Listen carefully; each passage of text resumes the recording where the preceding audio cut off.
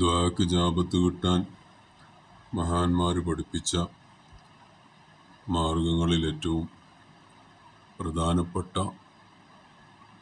മാർഗങ്ങളാണ് ഇസ്മുൽ അഅ്ദം, അള്ളാഹുവിൻ്റെ അസ്മാകൾ കൊണ്ടിട്ടുള്ള ദുആകൾ. എന്ത് കാര്യം, എന്തുദ്ദേശവും പൂർത്തീകരണത്തിനും വ്യാഴാഴ്ച ദിവസം ളുഹ്ർ നിസ്കാരത്തിൻ്റെ ശേഷം 500 പ്രാവശ്യം യാ സമീഉ യാ അല്ലാഹ്, യാ സമീഉ എന്ന് പറഞ്ഞാലും മതി, യാ അല്ലാഹ് എന്ന് ചേർത്ത് പറഞ്ഞാൽ അത്രയും നല്ലത്.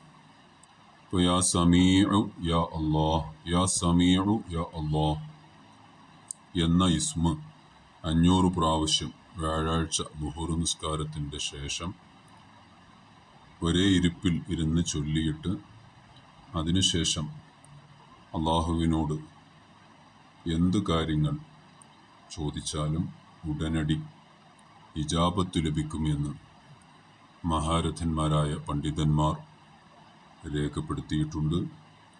അതുപോലെ നാസിൽ ഇമാം അടക്കമുള്ള ഒരുപാട് പണ്ഡിതന്മാർ അവരുടെ മുജറബാത്തിൽ അത് രേഖപ്പെടുത്തി കാണാം.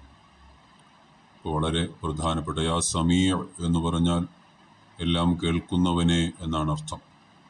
എല്ലാം കേൾക്കുന്ന നാഥ, ഞങ്ങളുടെ ദുആക്ക് നീ ഇജാബത്ത് തരണേ എന്ന് അള്ളാഹുവിനെ 500 പ്രാവശ്യം വ്യാഴാഴ്ച ളുഹ്ർ നിസ്കാരത്തിൻ്റെ ശേഷം വിളിച്ച് അതിനുശേഷം നമ്മുടെ ആവശ്യം പറഞ്ഞ് ദുആ ചെയ്യുന്ന രീതിയാണ്.